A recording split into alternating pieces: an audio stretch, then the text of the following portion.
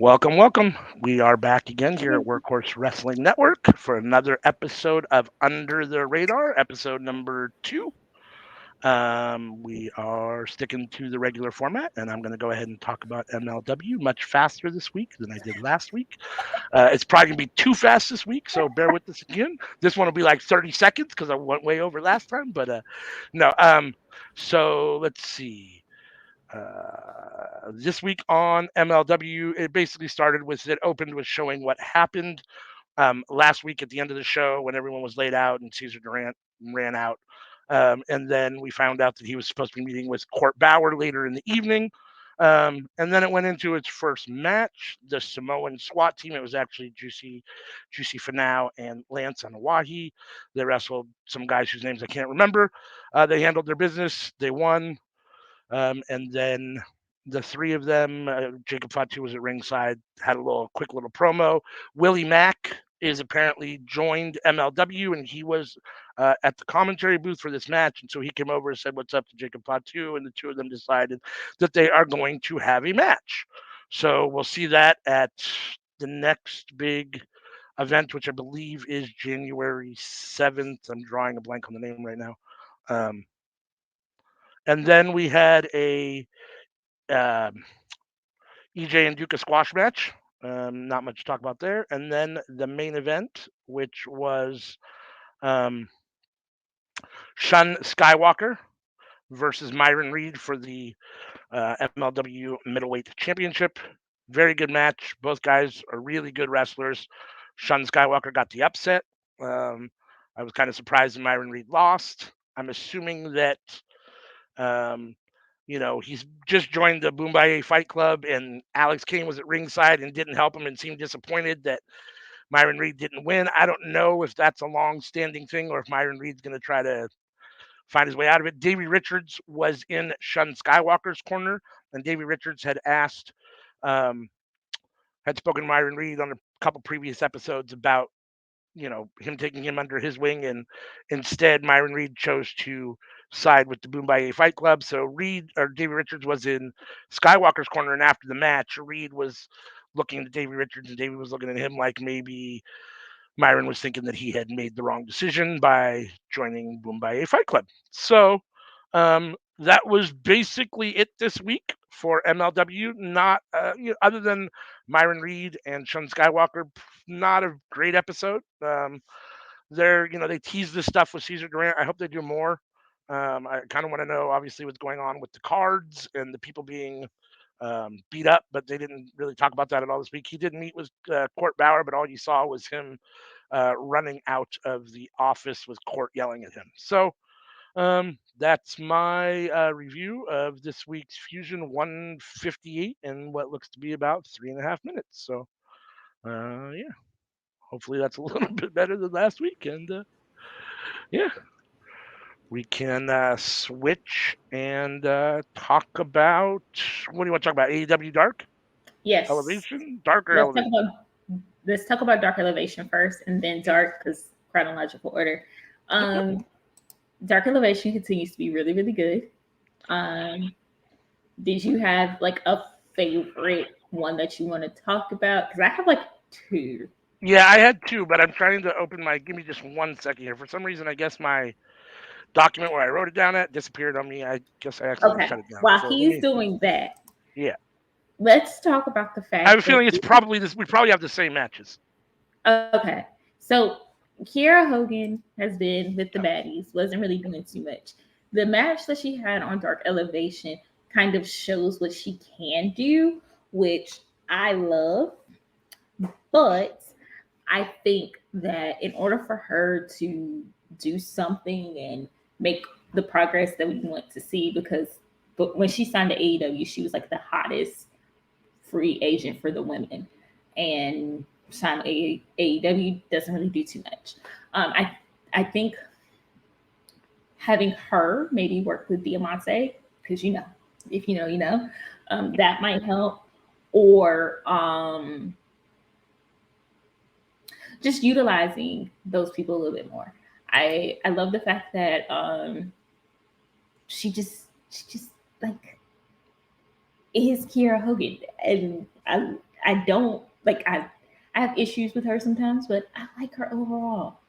That was one of my matches. The like, do you have any thoughts on that one? Or I mean, I thought the Kiera Hogan match was okay. I honestly, I'm not sure I saw what you saw. I didn't think that I thought that they gave her a whole lot of room to stand out. Um, Mhm.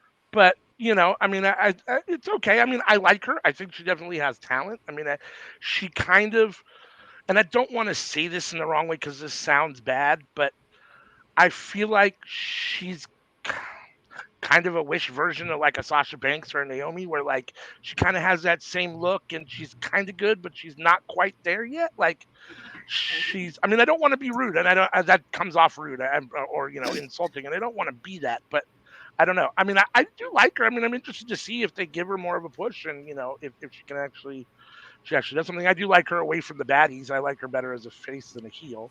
Um, So let me help you with that. Let me help you with that a little bit.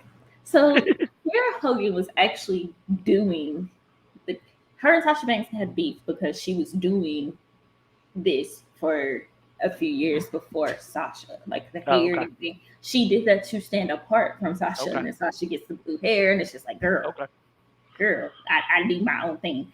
sure, But I think in Impact, she was very close to fully unleashing her full talent.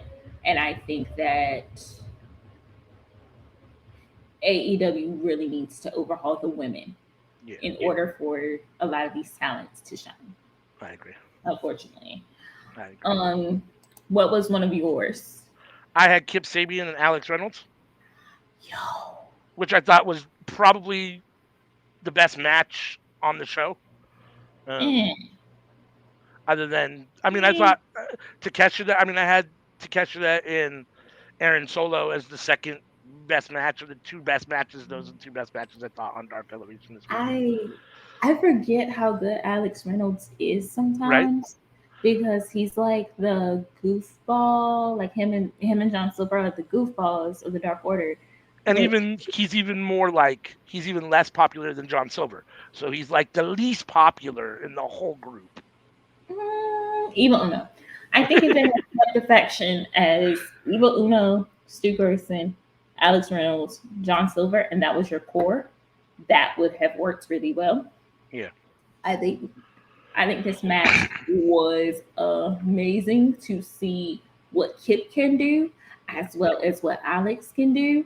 And I personally am looking forward in 2023 to seeing Alex Reynolds and John Silver both wrestle singles matches a little bit more. Even if it is just on Dark or Dark Elevation, I think those are the type of shows that would benefit from having their personalities up there, Yeah. as well as their talents.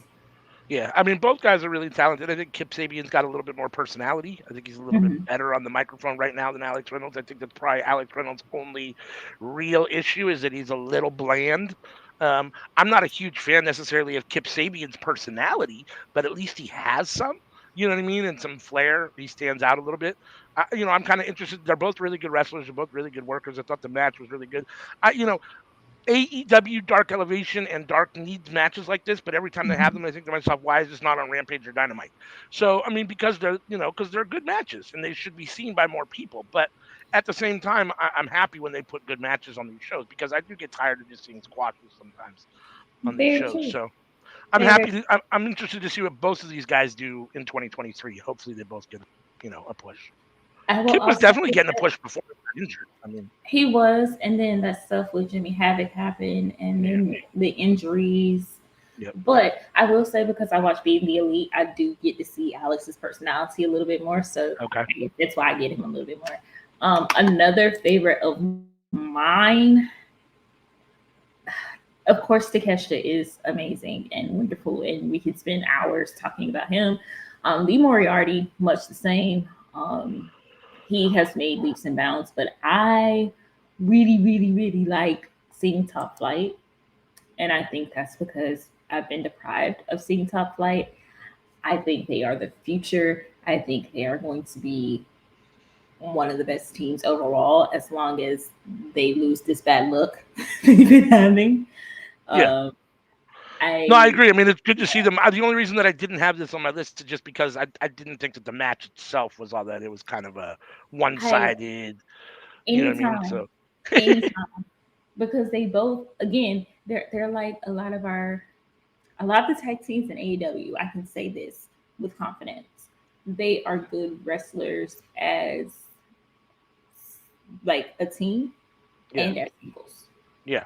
I'm really trying to think of one team in AEW that's better just as a team instead of individuals. And I'm not sure that I can honestly say, and being truthful, that there's one that is just should stick the tag and not have singles opportunities. So the only comment I would have on that, the only one that I could think of off the top of my head, and they're not even together anymore, would be Jurassic Express. Now, Jungle That Boy doesn't doesn't need the count. tag team, but Luchasaurus might need the tag team, But that not doesn't Jungle count. Boy. That's why I had to say currently. Yeah, currently. No, you're right. But you're right. Other than that, I don't think there's anybody that wrestles that should be just strictly tag team And wrestlers. Luchasaurus just needs like more personality. That's what he Yeah, needs. yeah. All right. Who did you have, or what was your next one? Say that again. What was your next one? Like, what was your For next are we still on Dark Elevation? one? Oh yeah, Yeah. I just had Takeshita and Solo as the. I thought that was a good match. I mean, we always know what we get with Takeshita and Aaron Solo. I mean, you know, I like Dark Elevation and I like Dark. Like I said last week, I think it feels like this is where the faction lives, and here we get another faction member in a main event match. So I mean, it is what it is. Um, you know, I liked it though. Takeshita looked really good, and Aaron Solo, I think, is a good wrestler. Yeah. Um, anytime we see Takeshita, I'm excited. So Yeah. for all intents and purposes, and I know that we all do a really, really good job about saying his name correctly and not making bad puns about the word shit being in his name or taking whatever. But if I was him personally, like I might have thought about maybe changing my name to maybe just to Kanosuke or something as opposed to I just every time I see the name, I chuckle to myself. I can't. I guess Go I'm look just up his immature. mother. Go look up his mother, and that's the reason he doesn't. Oh, okay. All right. All right. Moving on to Dark. Dark. This one, let's see. I thought this show was very uninspired. I actually have one one match that I wrote down for this show. The only match I wrote down for this show was Trent and Anthony Henry. And I thought, other than that, the rest of the show was pretty disappointing. Uh, I mean, we know what we get with Trent. I like Trent. Trent's always good. And Anthony Henry's been one of my favorites since he was in Evolve, and he doesn't seem to get to push anywhere, and he doesn't seem to stay anywhere, but I like him. He's a really good wrestler. I thought this match was really good and by far the best match in the show. I was really disappointed with Dark this week. I thought Elevation was better this week than Dark. it was the same as last week. I will say I liked Leon Ruffin or Leon Ruff. Yeah. The match between him and Brian Cage was your typical big guy versus little guy. However, Leon Ruff is so ridiculously talented. It worked. Yeah. Cage also made it work. The promo, Prince Nana, it all just worked. For me, because I love Dalton Castle and the boys, I liked the tag match. They just bring a smile to your face. And there's the fact that, we're secretly gonna be like we're gonna be trash, but we're gonna do it stylishly. Yeah. Like I love that. So it worked for me. But yeah. No, I mean I love Dalton Castle, and I got nothing bad to say about him. I hope they push him hard. I assume that he'll be a mainstay in Ring of Honor, um, and so I'm all for that, and I wouldn't mind seeing him get more push on the regular AEW roster. I think he's amazing. I just again, this was one of those where I didn't think the match itself was all that great. Dalton Castle was great, but the match itself I thought just wasn't all that great because their opponents were so you know For the last two darks, I've had to find like folks, not matches, because the matches have not been yeah. particularly amazing. It's really weird. Tony Coaching, Khan it's really hit or miss. Sometimes it's really good, like the whole episode will be really good, and sometimes the whole episode will just be really bad. and which is really weird because with editing, you can make Yeah, anything happen, but yeah. For sure. Yeah. All right, so we're just gonna scoot on past that because no one should be subjected to that. Let's talk about Impact. Let's talk about Impact. Hey, we didn't have Joe Henry, so I was sad. Yes, we had Joe Henry. No, I love Joe Henry. no Joe Henry. I believe Okay, in Joe I don't care what Henry. nobody says, and I know you're a hater. Be a hater. The new Violent by Design. Yeah. I I can see that working with so many factions. I I don't. think if it's booked correctly, this could be their dominant heel faction until maybe June. I mean, we'll have to see. I mean, Diener's already doing a better job than I thought he was going to do. I was very impressed with him last night. He doesn't seem like the goofy guy he kind of was before. He seemed to have turned a corner, and so I like that. And the reality is that for me, Eric Young was Violent by Design, but just because he's gone, if Diener steps up or they do it right, it could still work. I mean, I don't necessarily like the name The Design or whatever it is now, by design, the design. Maybe come up with something different, totally different. But yeah, I mean, if they push them right and they book them right, I mean, I don't necessarily have a problem with it. I mean, it'd be interesting to see if Eric Young actually goes back to WWE or what ends up happening with Eric Young. Maybe he'll be resurrected again and in a couple weeks and come back and have a war with them. Who knows? I don't know. But I do like the way the Impact kills off their characters instead of just firing them or releasing them, or it's like they do that on a regular basis. So, and I like the whole thing with Diener and Eric Young and the whole. So I mean, I'm here for it. I mean, I'm here for it. I'm willing to give it I'm willing to give it time to see how it plays out. Impact is very much a soap opera. No So, doubt. um, I will give a shout out to my favorite match because Impact did not have a lot of matches. One match was the entirety of its like second hour, Right. and we can talk about that in a moment. I love Motor City Machine Guns versus Heath and Rhino. I do hate that the major players interrupted that. However, I understand it. I think those three will be a great triad. Um, of tag team wrestling. You have your singles, you have your tags, you have a plethora of matches. If it is booked correctly, it will not lose steam. Um, I anything that you want to say on that one? Yeah, I mean, I hate the major players, and I really hate Heath. I like Rhino, but I don't. Rhino being with Heath, I can't stand him. So them as a tag team, the only team I'm interested in this whole thing is the Motor City Machine Guns, and as long as they end up champions, that's all I care about. So I mean, I want them to destroy both teams, and I want Heath to go away forever. Like Rhino's okay, he can stay as long as he's singles or doing something else, but Heath needs to go away forever. And Matt Cardona and Brian Meyer need to go away forever. Just disappear. I can't Just a stand either hater. of them. I cannot stand Just a either of hater. Just such a hater. Okay. Besides this hater, we have Ty Valkyrie with the Death Dolls and Savannah Evans with Tasha Steeles. This was a great women's match. It got time. The story has been really well developed. I will be quite honest. I did not have Savannah Evans winning.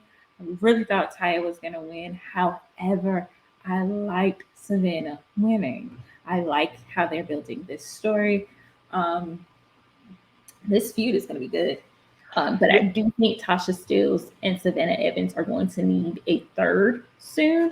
So I'm wondering who that will be and if it's someone already there or someone they're resigning or someone coming in. And I don't know.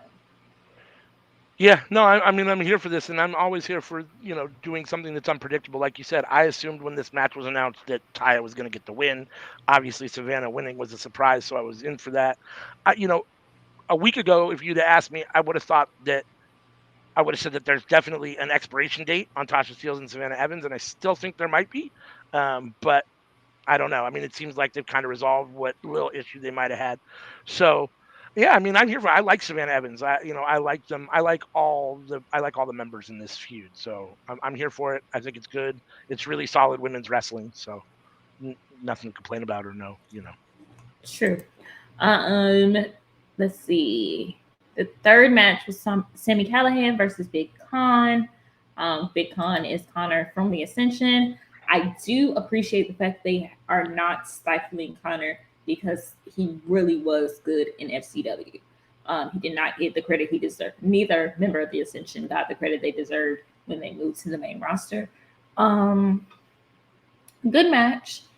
Sammy really needs to get friends and stop feuding with all these factions by his damn self. Damn, man. Yeah. Yeah, I mean, I like Sammy Callahan. He's been around for a long time. He is what he is. You either like him or you don't. But Mhm. yeah, he definitely needs some friends. Um, I'm here for. I like Khan. I like that he's getting the push. And I thought this was a solid match. Man. And of course, the entirety of the last hour. And it Before never got before old. we before we talk about that, you have to address the Delirious promo, which was amazing. I'm all here for that. I'm happy he's back. I am But new to Delirious. I don't know much about him. I have to do my research. I yeah, wasn't sure if he was like speaking Spanish or Russian or because at one point it sounded like Spanish, at another point it sounded like Russian. yeah, and I'm not totally sure what language it was. It may have been a mixture of languages, even. I'm not totally sure, but he's great I and just wanted to make sure hysterical. I wasn't the only one who peeped that No, because no, no, no, no. I kept thinking to myself, is that Spanish or is that something else? At times it sounded like Spanish, at times it sounded like something else, so I'm not totally sure. There was a couple times I thought maybe it was gibberish, but then it had the little subtitles on the bottom, so someone was translating it, so it had to be at least legitimate language. Spanish has like a nice soft lilt to it, and Yeah, yeah. German is oh. But yes, no, I mean the last hour was what I think is definitely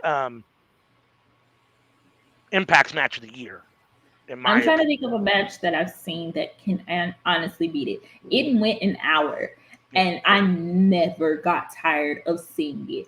It was it was Josh Alexander versus Speedball Mike Bailey. Those two names, in and of itself, if you are a wrestling fan, especially indie fan or Impact fan, you know those are going to be great matches. yeah, And it was a banging ass great match. I loved it. I lived for it. It was amazing. I honestly thought Mike Bailey had it. Just because of how long it was going, I was like, oh yeah, they are so going to give this to Mike Bailey. He is going to win. It is going to be amazing. He's going to do great things. Josh Alexander's going to win it back in like a month or two or something like that. And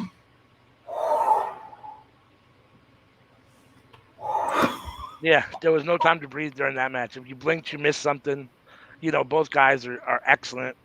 Top of their fields for sure. And yeah, I mean this match, it was everything I wanted it to be. When Josh Alexander was in the ring and he was talking to Bully Ray, and then Mike Bailey came out, I thought, oh shit, here we go. I'm in for this. I mean, and after this match, I'm convinced that I should have went with Mike Bailey for Breakout Star of the Year instead of Austin Theory. I think Mike Bailey, when it really boils down to it, has probably been the Breakout Star of the Year. I mean, he, I he don't wasn't. think I don't think 2022 has touched what Mike Bailey can do. I think indie folks are still talking about Mike Bailey in Yeah, 2022. I yeah, think 2023 is when the major companies start speaking on him more. That yeah. name, It'll be interesting to see what happens. I hope he doesn't end up in WWE, where I'm afraid they might stifle his move set and his creativity. Hopefully, he ends up somewhere, AEW, where he can actually, be given some more freedom. Although the booking there isn't great at the moment either, and there's too many people there, so I don't want him to get lost in the shuffle. I don't know. I mean, it's tough. Like, I like him on Impact because I think he's kind of a big fish in a smaller pond. Um, and if he had some actual, like, if he could really talk, he'd be a way bigger fish. But that's his biggest issue at the moment. If you just let Veda Scott talk for him, it'd be perfect. I mean, I think so he goes to ROH, but he stays in Impact. I think he goes between the two. yeah, And I think that in and of itself will help him in 2023 become a breakout star. But I think him being on ROH will be something that draws people's attention to ROH. Like put the Briscoes, give me a Yuta Garcia Hook feud on ROH. Get me all the younger talent and some older ROH talent on ROH. I Yeah. think that if you want to make a brand in this day and age, unfortunately, you are going to have to put them on put your younger guys on a show that maybe you don't think will get that much attention and get that attention. We've seen Hook is a draw for the women, Briscoes, everybody knows their name. They are in the wrestling groups when everyone hates on AEW and WWE. We can all agree on the Briscoes are phenomenal.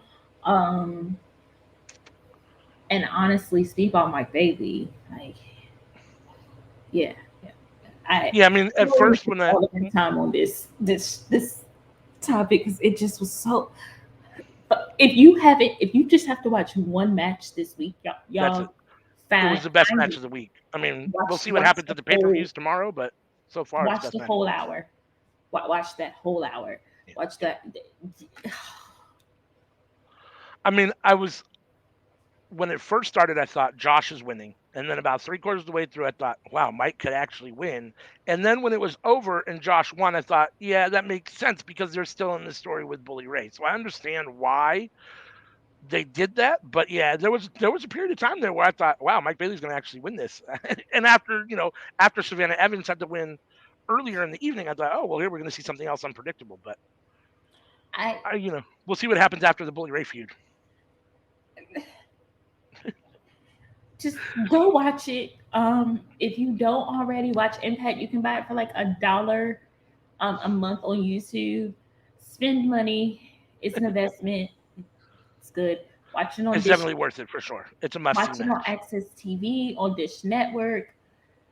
Yeah, I yeah. mean, there may be a candidate for match of the year. I mean, depending on how many candidates there are. I mean, it's I'm definitely up really there for trying to sure. figure out what I think it's no doubt Impact's match of the year. I can't think of a better Impact match.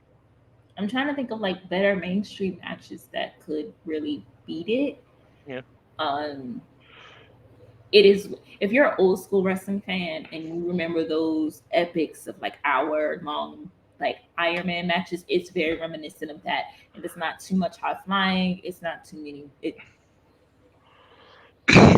not too many rest holds. I'm trying to think of if they really used any rest holds. No, in fact, that was for me one of the big differences is that like when you used to watch those 60-minute Ric Flair Steamboat matches or those old matches, like they had a lot of rest holds. These dudes took no time off. I mean, They they did. would hold an armbar for 10 minutes in the middle of the ring. You know what I'm saying? These guys didn't do that. These guys took no time off. I mean, they didn't breathe. They didn't blink an eye. Now this was nonstop from beginning to end. Just go watch it, y'all. Go watch it. Um, anything else for the week in wrestling shows for MLW, Dark Elevation, or Impact before we wrap it on up with BTE? Nope, I do not. Oh, Just go see Josh Alexander and Mike Bailey. please make that a thing. Okay, so we're gonna talk about BTE, also known as being the Elite. This episode, I'm going to try to do it in 30 seconds or less. This episode was another we're traveling type situation. Of course, we have the Young Bucks talking about, we don't want to go down 3-0 to these folks. So what do we do? Or is it 0-3? Whichever way you want to phrase it, they were down to nothing at one point. So they were strategizing. They won. Everybody's happy. We're all good. The thing I want to highlight and want to draw attention to, some people have talked about it a little bit. However, not a lot of people have. If you go and watch BTE when the House of Black is talking to Brandon Cutler, they make it very obvious that if the Young Bucks win those trios belts, they are coming for them. If they don't win those trios belts, they're coming for them. So if I was Brandon Cutler, I'd peace out and be just like I was when I was supposed to be filming for BTE and there was a fight. I'm out. I'll be over there. I ain't messing with them folks. I ain't got to beef with them. We straight. BTE was once again a really good episode. It was 325. It's called Legacy Game. I, of course, love the little part with House of Black. But I also really enjoyed the NBA on BTE, which was Daniel Garcia, Isaiah Cassie, and Mark Quinn. I love to see like fans of actual people they're working with, as well as fans of wrestling, get together and talk. New Yorkers shit talking is always funny to me, um, and just how they were going back and forth on who's gonna win, how that's gonna work. I loved it. I want to see more of that. I want to see more of the young talent like interacting and doing stuff and just having fun.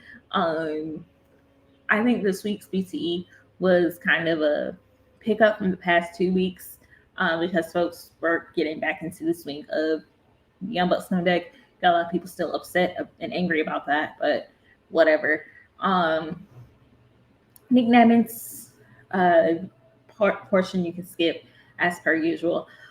Overall, for BTE standards, I give it a B, solid B episode. You can go and watch it if you would like to. It is on their YouTube. So yeah, BTE in about a minute and some change, or 2 minutes and some change, maybe three. Yeah. There you go. So that Oh, wraps it up. You want to take us on out? We did this in 31 minutes today. yeah, we're good like that. All right, so this is going to be pre-recorded, so please make sure that you drop your comments. Tell us what you like, what you don't like. If you disagree with us, let us know. Share us out on Twitter, on Facebook, on YouTube. We're small for right now, but we are going to grow, and you want to be on the ground floor of that growth. We are going to be live tonight, which is Friday because we are recording this on Friday. Surprise! At 10 p.m. Eastern, 7 p.m. Pacific time. We will be live for ROH tomorrow. ROH, yes, for sure. We're gonna have a live watch along for ROH. Probably not deadline. Possibly deadline, depending on how big Mariah Carey acts with her tree. And we'll go from there.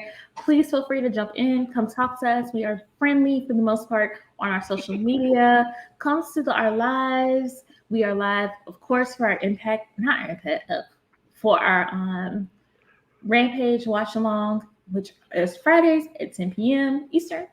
And we are also live for the Cookout Podcast at 10:30 p.m. Eastern on Tuesdays. So come in, interact with us. We're amazing. We're awesome. Talk to us about all your takes, not just wrestling. We tend to go off a little bit on the podcast for the Cookout. So, yeah. Other than that, we will see you shortly. Stay safe, stay warm, stay amazing, and we'll talk to you all soon. Happy holidays.